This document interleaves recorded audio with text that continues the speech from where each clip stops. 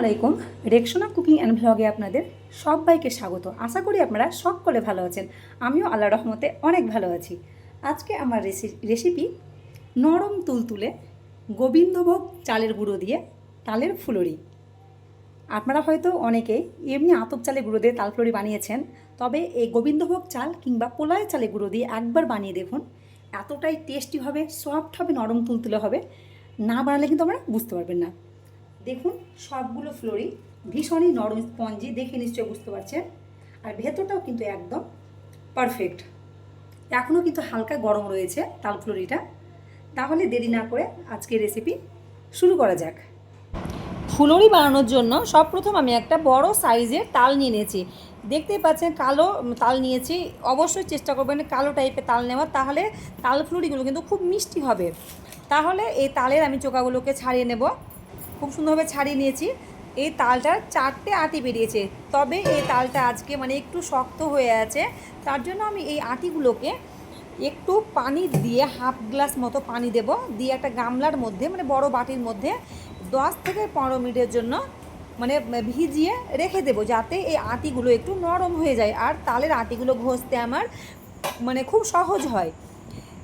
10-15 minute হয়ে গেছে। এবার আমি একটা গ্রেটার নিয়ে নিয়েছি। আমি তো এর আগে আপনাদের দেখিয়েছি স্ট্রেনারে তাল ঘষার।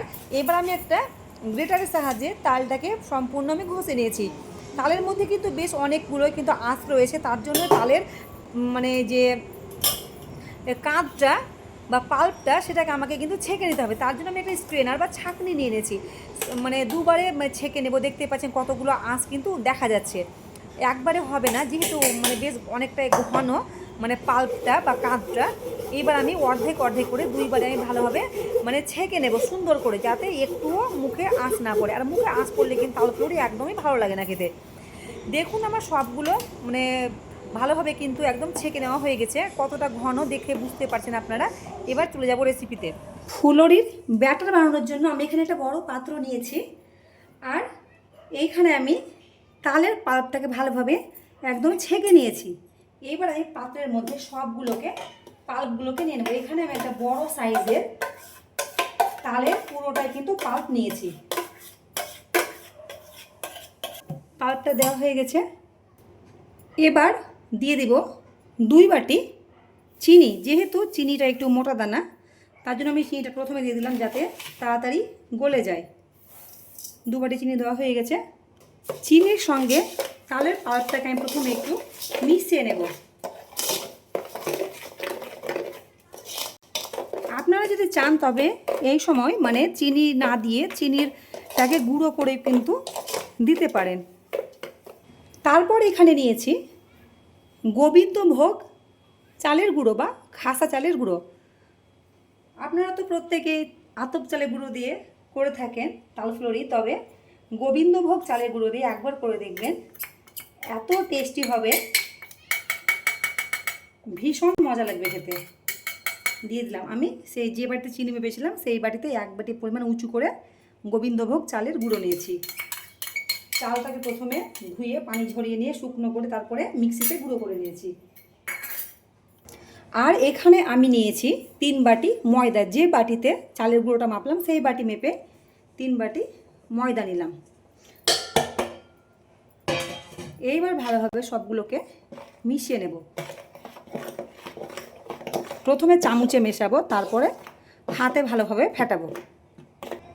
আমি চামচে মিশিয়ে নিয়েছি। এবার এখানে দিয়ে দিলাম স্বাদের জন্য হাফ চামচ মতো লবণ, আর হাফ চামচেরও কম হবে এটা বেকিং সোডা বা খাবার সোডা। ভালোভাবে এবার সবগুলোকে হাতের সাহায্যে ফেটাবো। এবার হাত দিয়ে ভালোভাবে এটাকে মাখবো, ফেটাবো।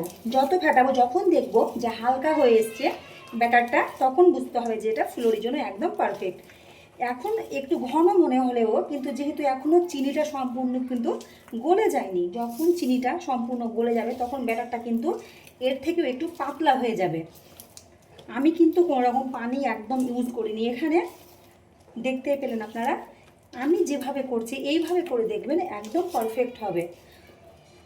মাপগুলো ঠিকঠাক রাখবেন যেভাবে আমি নিচ্ছি। আর ভিডিওটি না টেনে প্রথম থেকে শেষ অবধি দেখুন, তাহলে একদম পারফেক্ট হবে। তাহলে আমি এটাকে 5 থেকে 7 মিনিট ধরে এইভাবে আমি কিন্তু একটু ফেটাবো। আর যে যেমন মিষ্টি খেতে পছন্দ করেন চিনির পরিমাণটা বাড়িয়ে কমিয়ে কিন্তু আপনারা নেবেন। আমার ব্যাটারটা ভালোভাবে ফেটানো হয়ে গেছে, অনেকটাই বেশ এখন কিন্তু হালকা হয়ে গেছে, আর আগের থেকে একটু কিন্তু পাতলা হয়ে গেছে, মানে চিনিটা গলে গেছে। আমি 7-8 মিনিট ধরে কিন্তু এটাকে ফেটিয়েছি। এইবার এটা ব্যাটার একদম রেডি। এইবার ভেজে নেওয়ার পালা। তাহলে আমি চলে যাব গ্যাসের কাছে। গ্যাসে আমি একটা কড়াই বসিয়ে দিয়েছি, তেলটা হালকা গরম হতে লেগেছে দেখতে পাচ্ছেন। এবার আমি একে একে ফুলুরিগুলো ভেজে নেব, তবে একটু ছোট ছোট করে আজকে ফুলুরিগুলো করব। ফুলে কিন্তু সাইজে বেশ অনেকটাই কিন্তু বড় হয়ে যাবে। কয়েক ব্যাচে আমি সবগুলো ফুলুরিকে ভেজে নেব।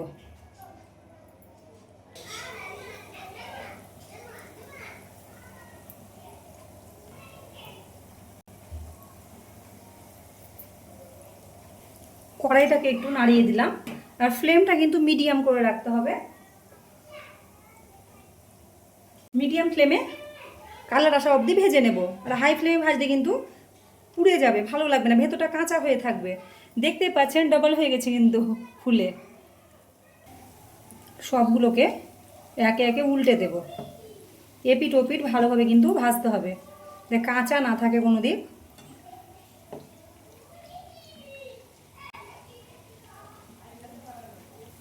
এর চেয়ে কালার আমি আর বেশি করব না, তেল ঝরিয়ে এই ব্যাসটাকে আমি তুলে নেব। একই রকমভাবে আমি আবারও দিয়ে দিব, দিয়ে সবগুলো ফুলুরি ভেজে নেব। একটু ছোট করে দেবো, যেহেতু সাইজে কিন্তু ডবল হয়ে যাচ্ছে। আপনাদের চান তবে গোল গোল করে কিন্তু করতে পারেন, আমি একটু লম্বা টাইপের একটু করছি, দেখতে ভালো লাগবে।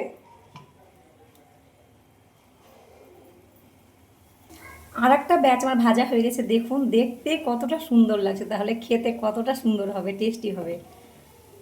কতটা পরিমাণ কিন্তু ফুলে গেছে দেখতেই পাচ্ছেন, ডবল একদম হয়ে গেছে। তাহলে এটাকেও আমি ভালোভাবে তেল ঝরিয়ে তুলে নেব। একটা ব্যাচ হতে 5 থেকে 6 মিনিট লাগবে, মিডিয়াম ফ্লেমে করতে হবে। একবার হয়তো হাই করবেন, আবার কিন্তু মিডিয়ামে করে দিতে হবে, নইলে তালফুলি কিন্তু পুড়ে যাবে। বাকিগুলো এরকমভাবে ভেজে নেব। সমস্ত তালফুলি কিন্তু একদম রেডি। দেখতে কতটা সুন্দর লাগছে দেখুন, আর ভীষণ কিন্তু নরম তুলতুলে। দেখুন নিশ্চয়ই বুঝতে পারছেন কতটা নরম তুলতুলে হয়েছে, মুখে দিলে কিন্তু মিশে যাবে, এতটাই নরম তুলতুলে। তাহলে আজকে আমার এই তালফুলির রেসিপি আপনাদের কেমন লাগলো অবশ্যই কিন্তু কমেন্ট করবেন।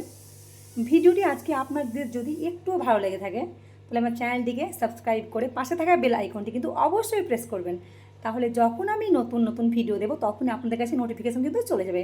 তাহলে সবাই ভালো থাকবেন, সুস্থ থাকবেন, আবারও দেখা হবে পরের ভিডিওতে।